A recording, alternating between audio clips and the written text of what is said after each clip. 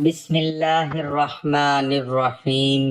آج ہی ظہر کے بعد صرف 33 مرتبہ اللہ پاک کا یہ نام پڑھ لیں، پھر دولت کا ایسا زبردست طوفان آئے گا کہ آپ کے آگے پیچھے پیسہ ہی پیسہ ہوگا۔ ناظرین اکرام، آج کا وظیفہ لاکھوں کروڑوں کا مالک بنا دینے والا وظیفہ ہے۔ یہ وظیفہ کرنے سے آپ کے گھر میں دولت کا طوفان آ جائے گا۔ اللہ پاک کے بہت ہی پیارے نام کا ذکر ہے۔ آپ لوگوں نے پڑھ کر اپنی کسی بھی مشکل کے لیے، کسی بھی حاجت کے لیے، کسی بھی پریشانی کے لیے اس نام کو پڑھ لینا ہے۔ اس نام کو پڑھنے سے انشاءاللہ اللہ پاک آپ کی ہر پریشانی کو دور فرما دے گا۔ اگر ایک بہت بڑا پہاڑ ہمارے سامنے کھڑا کر دیا جائے تو ہم اس پہاڑ کے آگے ایک معمولی سے انسان لگتے ہیں، ایک معمولی سی مخلوق لگتے ہیں، لیکن اسم مبارک میں اتنی طاقت ہے کہ جن کو پڑھ لینے سے، جن کا ذکر کر لینے سے یہ پہاڑ کو اپنی جگہ سے ہٹا دیتی ہے۔ تو پھر آپ کی پریشانی، آپ کی کوئی مصیبت، آپ کی کوئی بیماری، مصیبت، دکھ، تکلیف، غرض کچھ بھی نہیں بچے گی اگر آپ سب لوگ آج کا یہ چھوٹا سا عمل کر لیں۔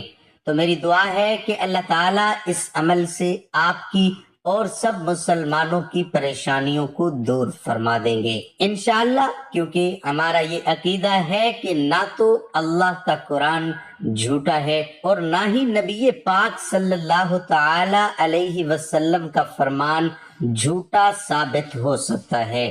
لیکن پھر بھی ہم لوگ جن عاملوں کے پاس ہر روز جاتے ہیں، ان کو اپنا کام کروانے کے لیے، اپنی کسی بھی ضرورت کے لیے، جن کے پاس پیسے دینے کے لیے چلے جاتے ہیں، وہ لوگ تو جھوٹے ثابت ہو سکتے ہیں، لیکن اللہ تعالیٰ اور نبی پاک صلی اللہ تعالی علیہ وسلم کا فرمان کبھی جھوٹا ثابت نہیں ہو سکتا۔ بدقسمتی سے ہم نے قرآن پاک کو کھولنا چھوڑ دیا ہے، ہم نے قرآن پاک کی تلاوت کرنا چھوڑ دی ہے، حالانکہ ہماری جتنی بھی پریشانیاں ہیں، مختلف بیماریوں سے لے کر بڑی سے بڑی مصیبتوں تک جتنی بھی ہے، ان ساری کی ساری تکالیف کا حل قرآن پاک اور حدیث شریف کے اندر موجود ہے۔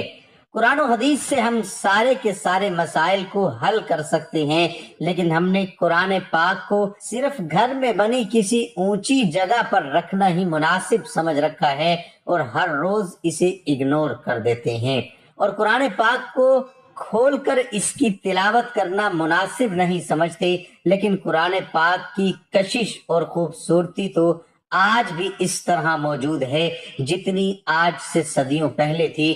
قرآن پاک جس طرح پہلے اپنے سننے والے کو متاثر کر دیتا تھا اور ان پر اثر انداز ہوتا تھا، اپنے پڑھنے اور سننے والوں کی کیفیت کو بدل دیتا تھا، دلوں کے حالات کو بدل دیتا تھا۔ پہلے لوگوں کی آنکھوں سے قرآن پاک کی تلاوت سننے سے آنسو بہنے لگتے تھے۔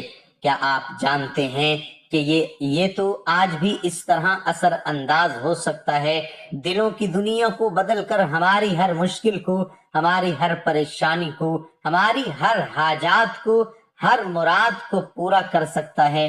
قرآن پاک کو اس طرح سے پیش کیا جائے جس طرح اسے پیش کرنے کا حق ہے۔ اگر ہم یہ حق صحیح طریقے سے ادا کریں گے تو دنیا اور آخرت دونوں جہانوں میں کامیاب ہو جائیں گے۔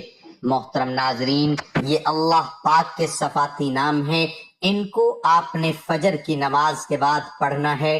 آپ کو اگر 10 کروڑ بھی چاہیے ہوں گے تو اللہ پاک سے مانگو اور پوری دل جمعی کے ساتھ محنت کرو گے اور حلال رزق کی جستجو کرو گے تو اللہ پاک آپ کو 10 کروڑ بھی عطا فرمائے گا، کیونکہ محترم ناظرین اکرام، اللہ تعالیٰ ہی مالک الملک ہے، وہی تمام جہانوں کا مالک ہے اور اسی کے قبضے اور قدرت میں ہر چیز ہے۔ یہ اللہ پاک کے 2 ایسے صفاتی نام ہیں اور ان میں اتنی زیادہ طاقت ہے، اس سے زیادہ کوئی نہ کوئی ایسا ذریعہ، ایسا وسیلہ پیدا فرمائے گا کہ آپ کا قرض جلد ہی اتر جائے گا اور آپ کو پتہ بھی نہیں چلے گا۔ لیکن اگر بات کی وضاحت کر دیں کہ ہم جو بھی وظیفہ یا پھر عمل آپ لوگوں کو بتاتے ہیں آپ اسے دل کے ساتھ نہیں کرتے بلکہ اس عمل کو آزمانا چاہتے ہیں۔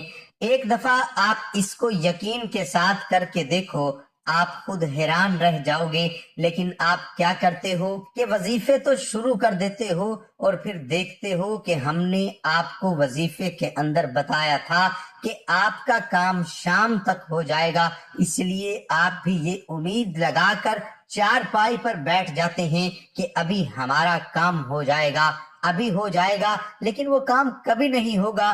کام کے لیے کچھ ہاتھ پاؤں بھی ہلانا پڑتے ہیں۔ میرے بھائیو، یہ بات ٹھیک ہے کہ اللہ پاک ہر چیز پر قادر ہے اور وہ معجزہ بھی کر سکتا ہے، لیکن ان معجزات کے لیے بھی اللہ تعالیٰ کی طرف سے کچھ شرائط و ضوابط ہیں۔ اس لیے آپ کسی بھی وظیفے کو آزمائش کے طور پر مت کیا کریں۔ جو بھی عمل یا وظیفہ آپ کو بتایا جاتا ہے اس کو اتنا یقین سے کرو اور اتنے اعتماد کے ساتھ کرو کہ آپ کے چہرے پر خوشی آ جائے کہ ابھی میں وظیفہ کر رہا ہوں، اللہ پاک کا ایک صفاتی نام مبارک پڑھ رہا ہوں۔ آپ انشاءاللہ اس وظیفے کے طفیل آپ کے مسائل ختم ہو جائیں گے جب آپ ذہن میں یہ تصور کر لیں گے، کیونکہ جو چیز آپ کا دماغ سوچ رہا ہوتا ہے وہی ہوتا ہے۔ جب آپ یہ چیزیں اپنی اچھی طرح ذہن میں بٹھا لیں گے تو انشاءاللہ تعالی آپ کا وہ کام ہو جائے گا، کیونکہ اسلام میں واضح طور پر کہا گیا ہے کہ عملوں کا دار و مدار نیتوں پر ہے۔ اسی لیے جس طرح بھی آپ نے سوچا ہوگا ویسا ہی آپ کے ساتھ ہوگا۔ اللہ پاک انسان کے لیے بہتر فیصلہ کرتا ہے، لیکن انسان کبھی یہ نہیں سمجھ سکتا۔ کبھی بھی انسان جانے یا انجانے میں اللہ پاک سے کچھ ایسی چیز مانگتا ہے جو کہ اس کے لیے نقصان دہ ہو سکتی ہے۔ اللہ پاک اپنے بندوں سے بہت زیادہ محبت کرتا ہے تو اللہ پاک اسے وہ ہر چیز نہیں دیتا بلکہ اس کا بہترین نعم البدل دیتا ہے۔ محترم ناظرین اکرام، اب اس مبارک عمل کی جانب چلتے ہیں۔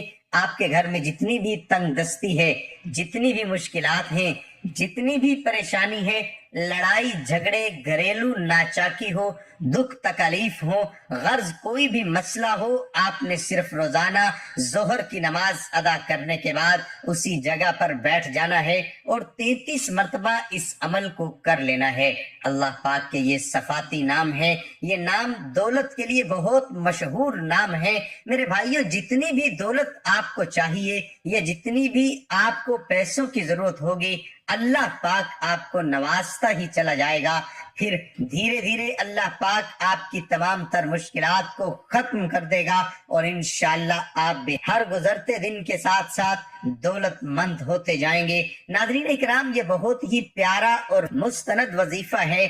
ہمارا ماننا ہے کہ جب بھی کوئی بندہ اللہ سے کچھ بھی مانگتا ہے اور اسی ذات کے آگے ہاتھ پھیلاتا ہے تو اللہ پاک اس کو کبھی خالی ہاتھ واپس نہیں کرتا۔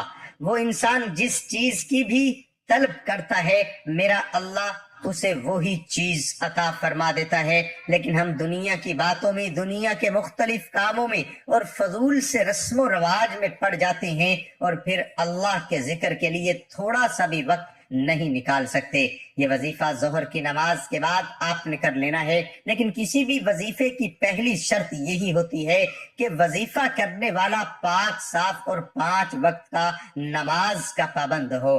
رسول اکرم صلی اللہ تعالی علیہ وسلم کے پاک فرمان کا مفہوم ہے کہ ان موقعوں پر دعا مانگو گے تو تمہاری دعا رد نہیں ہوگی۔ جب دھوپ میں بارش ہو رہی ہو، جب آذان ہو رہی ہو، سفر کے دوران، جمعے کے پورا دن، بعض علماء کے نزدیک جمعے کی نماز میں 2 خطبوں کے دوران، رات کو جب آنکھ کھلے، یعنی خاص طور پر صبح تہجد کے وقت، کسی ناگہانی مصیبت کے وقت، فرض نمازوں کے بعد مانگی گئی خلوص کے ساتھ دعا ضرور قبول ہوتی ہے۔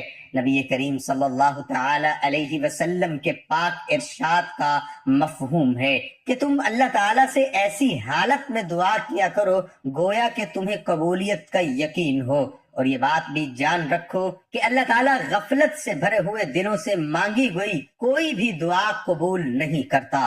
اکثر لوگ دعا کرتے ہیں اور اس کے قبول نہ ہونے پر پریشان بھی ہوتے ہیں، حالانکہ کسی کی دعا رد نہیں ہوتی۔ حضرت ابو ہریرہ سے مروی ہے کہ نبی کریم صلی اللہ تعالی علیہ وسلم نے فرمایا کہ انسان اپنے رب کے سب سے زیادہ قریب سجدے کی حالت میں ہوتا ہے، اس لیے سجدے میں دعا کثرت سے کیا کرو۔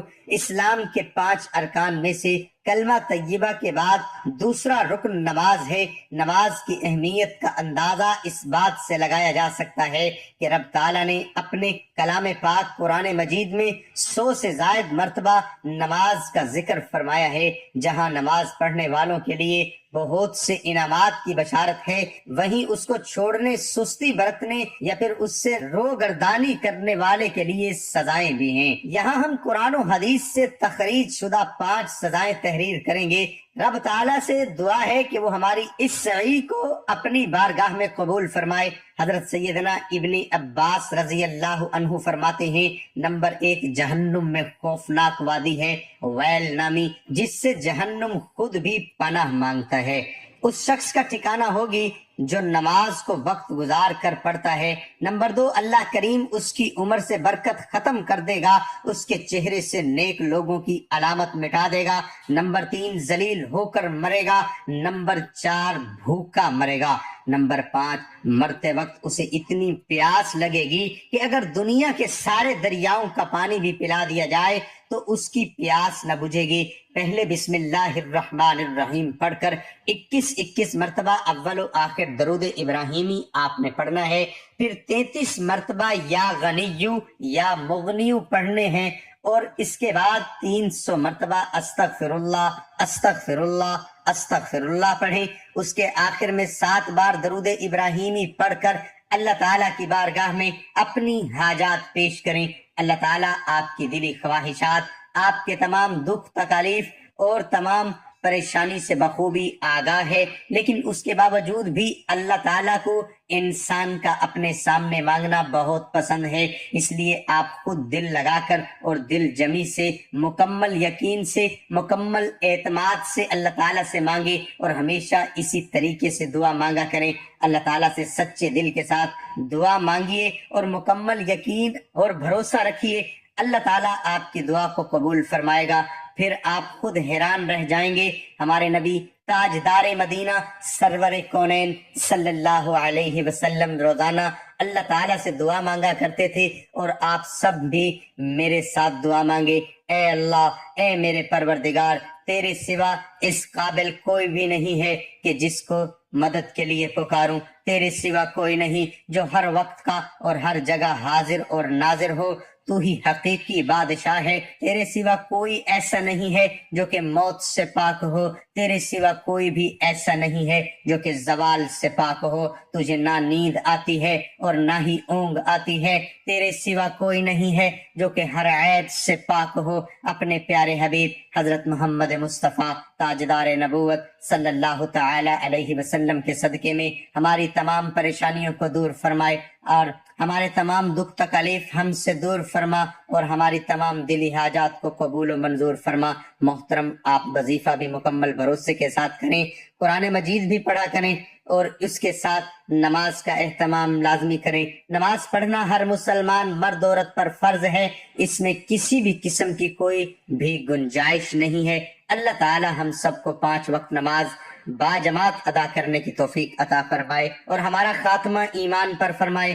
آخر میں دعا ہے کہ اللہ تعالی ہمارے اس وظیفے میں کی گئی کسی بھی قسم کی کوئی بھی کمی کوتاہی کو اپنے پیارے حبیب حضرت محمد مصطفیٰ تاجدار نبوت کے صدقے معاف فرمائے، اور ہم سب کو پکا اور سچا مسلمان بنائے، اور ہم سب کو عذاب قبر اور عذاب حشر کی سختیوں سے محفوظ فرمائے۔ آمین ثم آمین۔ اللہ ہم سب کا حامی و ناصر ہو۔ السلام علیکم ورحمۃ اللہ وبرکاتہ۔